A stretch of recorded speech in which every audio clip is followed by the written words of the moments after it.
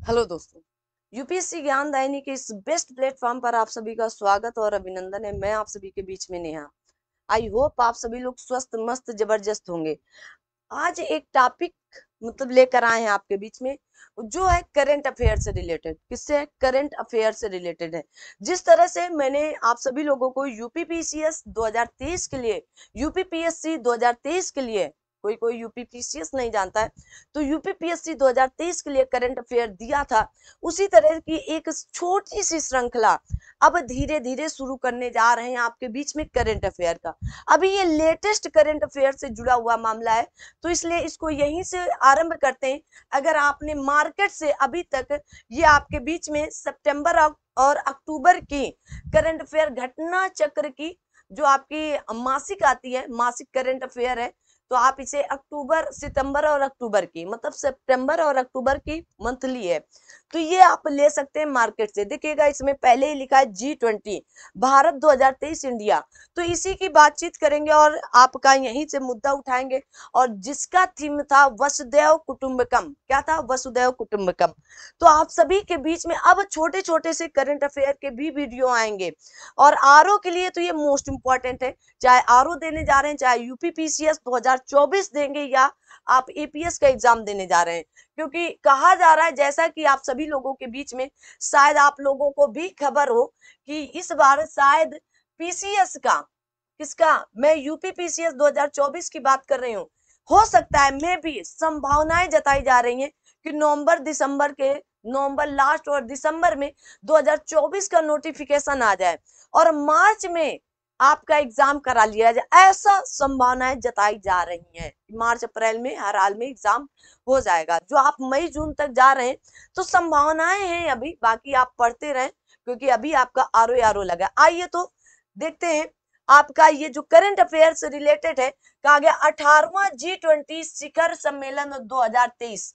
तो आपका यहाँ पर क्या इंपॉर्टेंट है? सबसे पहले कि आर्थिक जो आपके यहाँ से पॉइंट बनते हैं, तो यहीं से पॉइंट बनाए जाएंगे। कहा गया G20 अंतरराष्ट्रीय आर्थिक सहाय सहयोग एक प्रमुख मंच है। क्या है? प्रमुख मंच है। और कहा गया ये सभी प्रमुख अंतरराष्ट्रीय आर्थिक मुद्दे एवं वैश्विक, कहा गया आर्किटेक्चर एवं प्रशासन को आकार देने एवं उन्हें सुदृढ़ बनाने करने में महत्वपूर्ण भूमिका निभाता है। महत्वपूर्ण भूमिका निभाता है भाई। अंतरराष्ट्रीय कहा गया आर्थिक मुद्दों पर, कहा गया वैश्विक आपके आर्किटेक्चर पर एवं प्रशासन को आकार देने के लिए। इंपॉर्टेंट ये बात है। आगे अब आपकी स्थापना कब हुई है, ये पूछा जा सकता है। तो G20 समूह की स्थापना 1997-98 के एशियाई वित्तीय संकट के बाद 1999 में सर्वाधिक महत्वपूर्ण औद्योगिकृत, क्या? सर्वाधिक महत्वपूर्ण औद्योगिकृत एवं विकासशील अर्थव्यवस्थाओं के बीच मंत्रियों के, कहा गया केंद्रीय बैंक के गवर्नरों के एक अनौपचारिक मंच के रूप में की गई थी। इतनी बात आपको याद रखना है। अगर आप यूपी आरओ का मेंस भी लिखेंगे, तो इस बार 100% आपको G20 मिलने वाला है, 100%। ठीक है, ये याद रखें, बड़ा इंपॉर्टेंट है चर्चा। ठीक है ना। आगे कहा गया है कि इसका उद्देश्य वैश्विक आर्थिक एवं वित्तीय, देखो इसका उद्देश्य जो है, ये इंपॉर्टेंट है कि इसका उद्देश्य वैश्विक आर्थिक और वित्तीय मुद्दों पर विचार विमर्श कराना था। क्या कराना था? विचार विमर्श कराना था। और कहा गया 2007 के वैश्विक आर्थिक एवं वित्तीय संकट प्रतिक्रिया जो थी, है ना, 2007 के, ये भी पूछा जा सकता है। कहा गया G20 समूह के राष्ट्राध्यक्ष या शासनाध्यक्ष के स्तर पर उन्नत किया गया। अब राष्ट्राध्यक्ष आएंगे भाई। जैसे हमारे भारत में अभी 2023 हमारा भारत अध्यक्षता किया है, तो उस तरह सारे देशों के जो जो G20 के अंतर्गत आए हैं, अभी बात करेंगे कैसे G21 बना। अभी तो G20 ही है ना, तो कैसे कैसे G20 के अंतर्गत राष्ट्राध्यक्ष आए ना आप सभी लोग। कहा गया 2009 में इसे अंतरराष्ट्रीय आर्थिक सहयोग के एक प्रतिष्ठा मंच के रूप में नामित किया गया। ये पॉइंट आपसे कथन कारण या एक एक पॉइंट लिख कर कहेगा, और कहेगा कि निम्नलिखित में से मिलान कीजिएगा, कब क्या हुआ। इसलिए आपको ये सारी चीजें याद रखनी पड़ेंगी।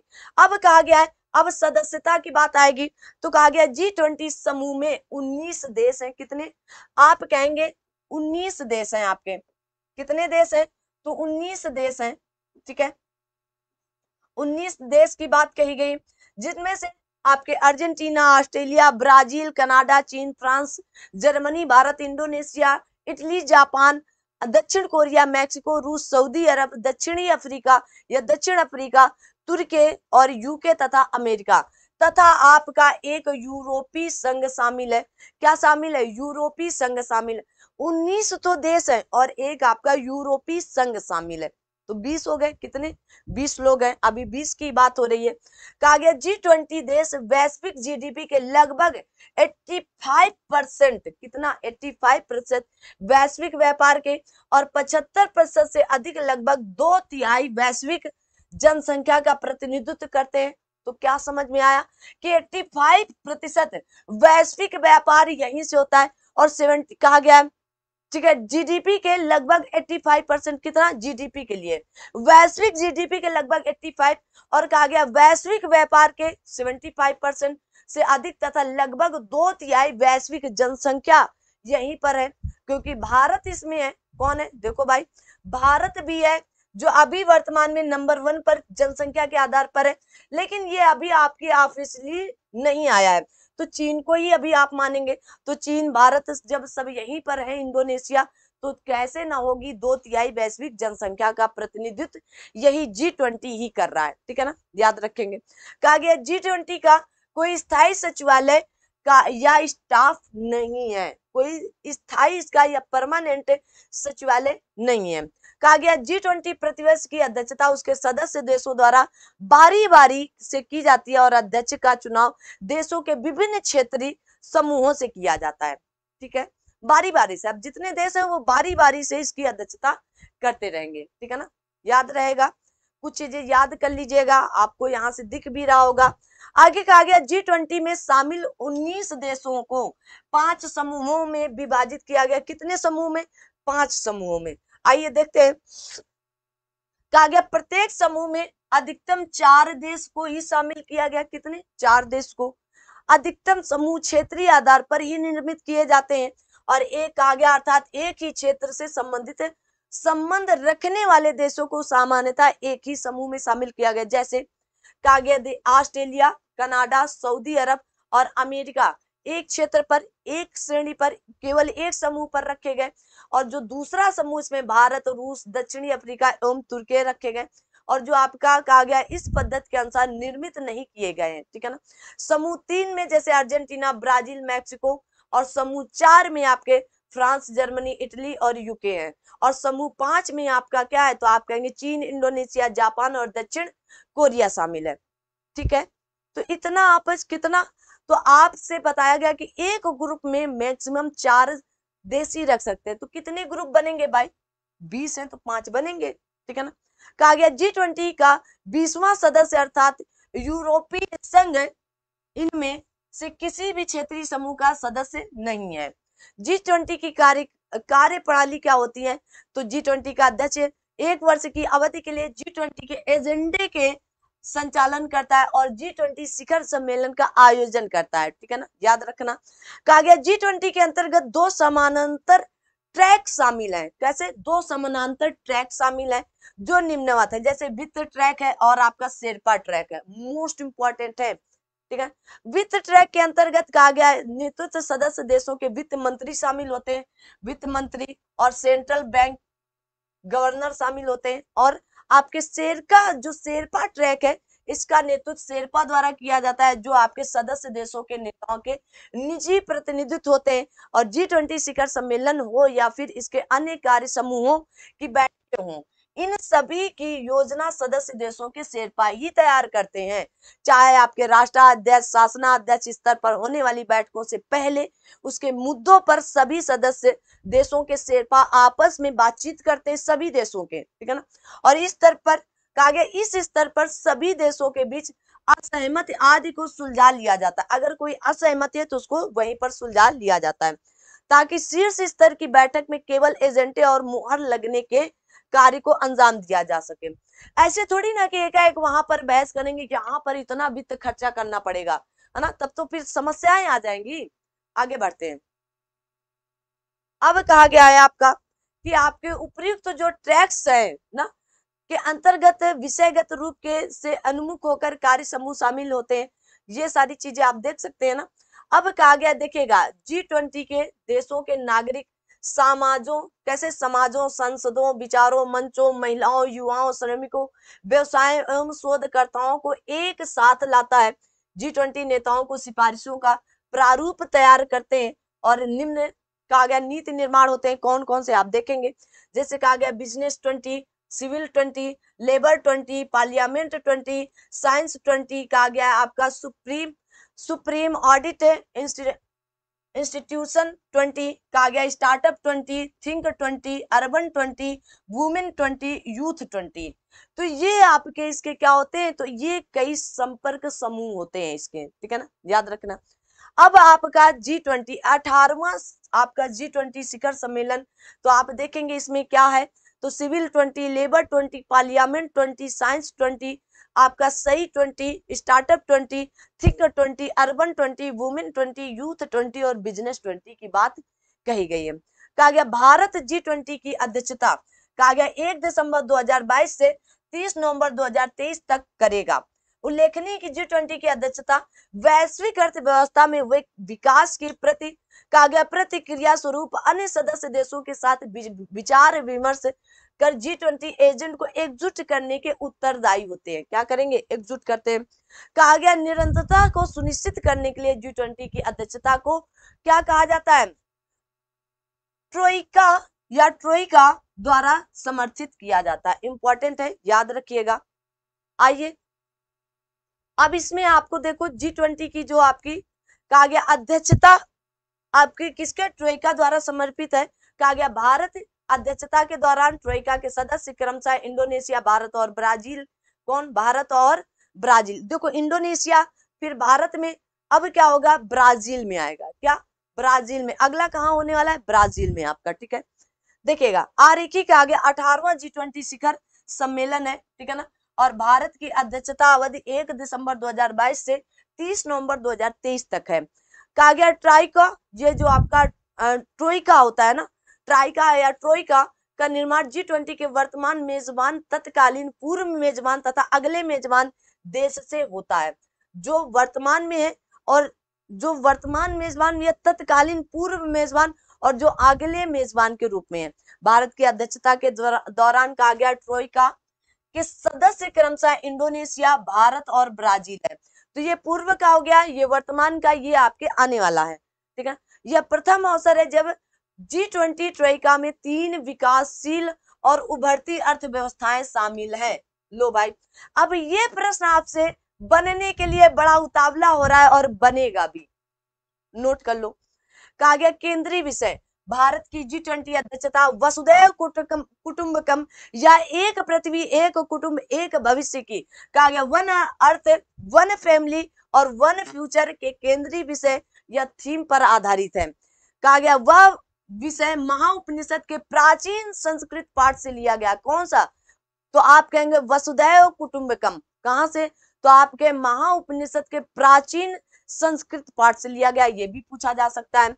कहा गया अनिवार्य रूप से यह केंद्रीय विषय सभी प्रकार के जीवन मूल्यों तथा मानव, पशु, पौधे और सूक्ष्म जीवों और पृथ्वी एवं व्यापक ब्रह्मांड में उनके परस्पर संबंधों की पुष्टि करता है। बताए, सोचिएगा, एक दो वर्ड आपने, दो शब्दों की वसुधैव कुटुंबकम शब्द जोड़ करके और सारी चीजों को व्यापक ब्रह्मांड में उनके परस्पर संबंधों की पुष्टि करता है। बहुत बड़ी बात होती है भाई, है ना। देखिएगा केंद्रीय विषय मैंने आपको बता दिया है क्या होगा, तो आप कहेंगे one earth, one family, one future, ना वसुधैव कुटुंबकम, एक पृथ्वी, एक कुटुंब, एक भविष्य है, ठीक है। आगे देख लो भाई, कहा गया ये अब आप सभी लोग सारी चीजें समझ चुके हैं। तो अब मेन पॉइंट, जैसे लोगो कहा गया है आपका भारत की अध्यक्षता G20 का लोगो भारत के राष्ट्रीय ध्वज के जीवंत रंगों केसरिया, सफेद, हरा और नीला से प्रेरित है। ये भी आपसे पूछा जा सकता है। राष्ट्रीय पुष्प कमल के साथ पृथ्वी को दर्शाया गया है, आप देख सकते हैं, ये रहा आपका, ठीक है। क्या रहा, ये रहा आपका लोगो जो आपको बताया जा रहा है, ठीक है ना। कमल के साथ दर्शाया जा रहा है पृथ्वी को, ठीक है ना। आगे देखेंगे, जो चुनौतियों के बीच विकास को प्रदर्शित करता है। पृथ्वी जीवन के प्रति भारत के पर्यावरण अनुकूल दृष्टिकोण को दर्शाती है, जिसका कहा गया प्रकृति के साथ पूर्ण सामंजस्य है। कमल की 7 पंखुड़ियां 7 महाद्वीपों और 7 सार्वभौमिक संगीत के स्वरों का प्रतिनिधित्व है। अब 7 पंखुड़ियां 7 महाद्वीपों द्वीपों से तो आप मिला लेंगे, लेकिन अगर आपसे पूछ लिया जाएगा कि 7 सार्वभौमिक संगीत के अवसरों से, तो आप फिर यहाँ पर हो सकता है थोड़ा सा वो हो जाए, तो याद कर लीजिएगा। कहा गया G20 के लोगों के नीचे देवनागरी लिपि में भारत लिखा है। क्या लिखा है? आप देखेंगे भारत लिखा गया है, ठीक है ना। भारत के राष्ट्रीय पुष्प कमल के साथ पृथ्वी को दर्शाना, मतलब पृथ्वी कहा गया कमल की 7 पंखुड़ियां 7 महाद्वीप और 7 सार्वभौमिक संगीत के स्वरों का प्रतिनिधित्व कर रहे हैं, ठीक है। भारत की राष्ट्रीय ध्वज के जीवंत रंगों को केसरिया, सफेद, हरा और नीला से प्रेरित किया गया है। अब ये आपका इस तरह का हो गया, ये आपका जब रंग भरा रहा होगा इसमें तो इन्हीं है ना, केसरिया, सफेद, हरा और नीला रंग का प्रयोग किया गया। आपकी पृथ्वी नीली है, ठीक है। आगे बढ़ते हैं। अब कहा गया है आपका कि अमृतकाल की शुरुआत, तो भारत के G20 की अध्यक्षता अमृतकाल की शुरुआत का ही प्रतीक है, का भी प्रतीक माना जा रहा है। कहा गया 15 अगस्त 2022 को भारत की स्वतंत्रता की 75वीं वर्षगांठ से लेकर के स्वतंत्रता की 100वीं वर्षगांठ तक 25 वर्षीय अवधि को अमृतकाल की संज्ञा दी गई है। अमृतकाल की संज्ञा किसे दी गई? तो 15 अगस्त 2022 से लेकर के 25 वर्षीय, मतलब आपके 100वीं वर्षगांठ तक, क्योंकि 2022 में 75वीं थी, जब तक 100वीं वर्षगांठ आएगी तब तक हम लोग क्या अमृतकाल की अवधि या संज्ञा दी गई। अब G20 की कुछ आपकी प्राथमिकताएं हैं। कहा गया है भारत ने अपनी अध्यक्षता के दौरान G20 शिखर सम्मेलन में 6 प्राथमिकताएं निर्धारित की हैं। हरित विकास, जलवायु, वित्त एवं लाइफ, कहा गया त्वरित, समावेशी एवं लचीला विकास। बार बार ये पूछे जाते हैं और पूछे जाएंगे, यही टारगेट्स उठाकर रखेंगे। ये एसडीजीज की तेज प्रगति, जो आपके 17 एसडीजीज दिए गए हैं। कहा गया प्रौद्योगिकी बदलाव और डिजिटल पब्लिक इंफ्रास्ट्रक्चर की बात कही गई। 21वीं सदी के बहुपक्षीय, कहा गया बहुपक्षीय संस्थान की बात कही गई और महिलाओं के नेतृत्व में विकास की बात कही गई है। तो यही बात अब यहाँ पर अलग अलग बता दी गई, तो इनको आप याद रखेंगे, ठीक है ना। वर्तमान परिप्रेक्ष्य क्या है? तो आप देखेंगे कि 9 से 10 सितंबर 2023 को भारत मंडपम प्रगति मैदान नई दिल्ली में 18वें G20 शिखर सम्मेलन का आयोजन संपन्न हुआ और यह भारत द्वारा आयोजित किया गया प्रथम G20 सम्मेलन था। इंपॉर्टेंट है। कहा गया भारत की G20 अध्यक्षता के तहत भारत के 60 शहरों में लगभग 200 बैठकें आयोजित कराई गई, जिनमें 1 लाख से अधिक प्रतिनिधियों ने भाग लिया था। कहा गया उत्तर प्रदेश के मोस्ट इंपॉर्टेंट है, उत्तर प्रदेश के लखनऊ, वाराणसी, आगरा और आपके ग्रेटर नोएडा में भी G20 संबंधित बैठकों का आयोजन कराया गया। कहा गया G20 शिखर सम्मेलन 2023 एवं संबंधित आयोजनों हुए, तो भारत ने अमिताभ कांत को, मोस्ट इंपॉर्टेंट है भाई, अमिताभ कांत को G20 शेरपा एवं हर्षवर्धन श्रृंखला को क्या मुख्य समन्वयक नियुक्त किया था।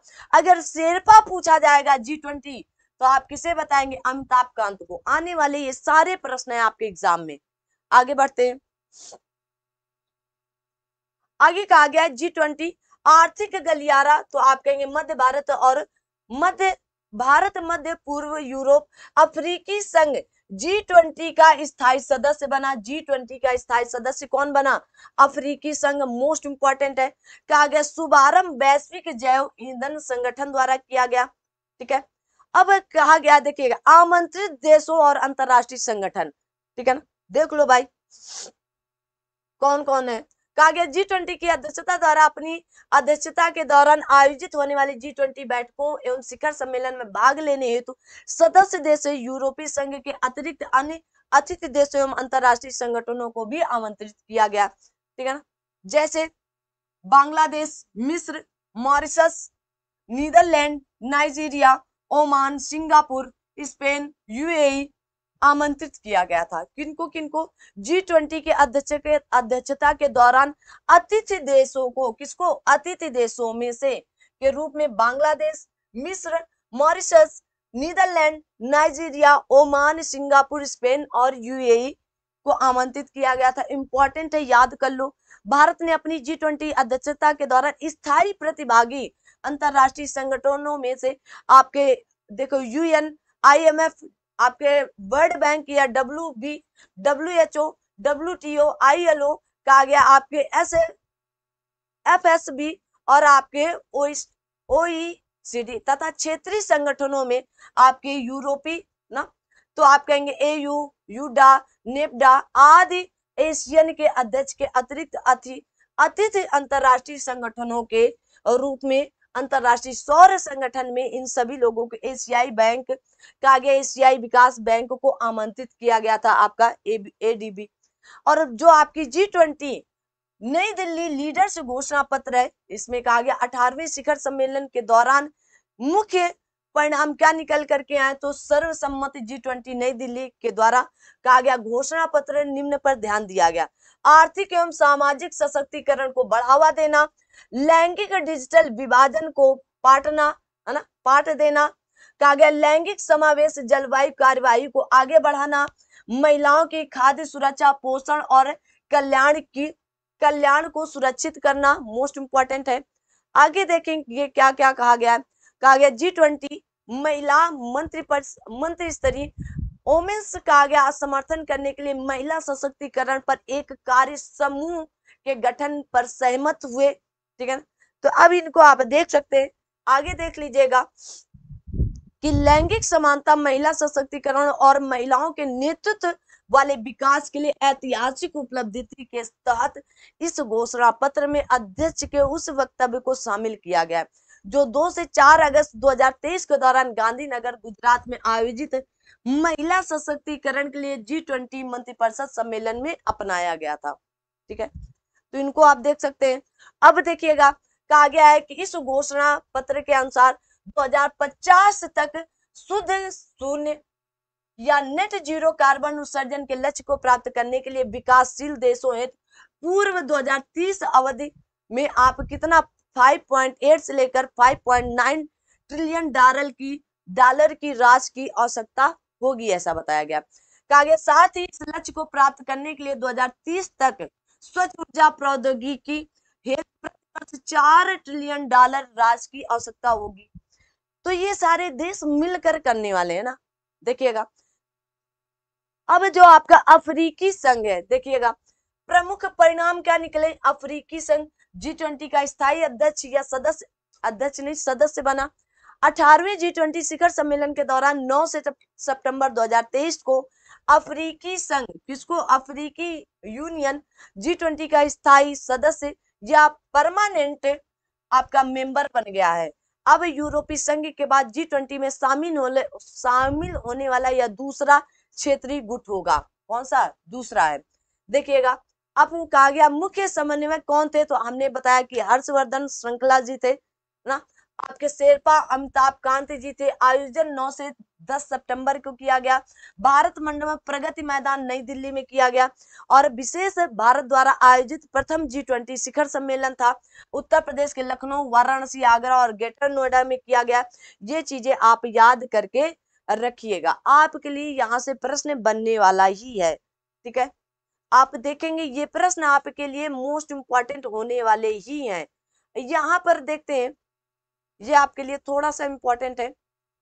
आइए, कहा गया 19वां G20 शिखर सम्मेलन, कहा गया 18वां सम्मेलन के समापन के अवसर पर प्रधानमंत्री नरेंद्र मोदी ने ब्राजील के राष्ट्रपति, कहा गया है आपके लुइज इनासियो लूला डी सिल्वा को अध्यक्षता को गेवल सौंप दिया है। क्या? गेवल सौंप दिया गया है।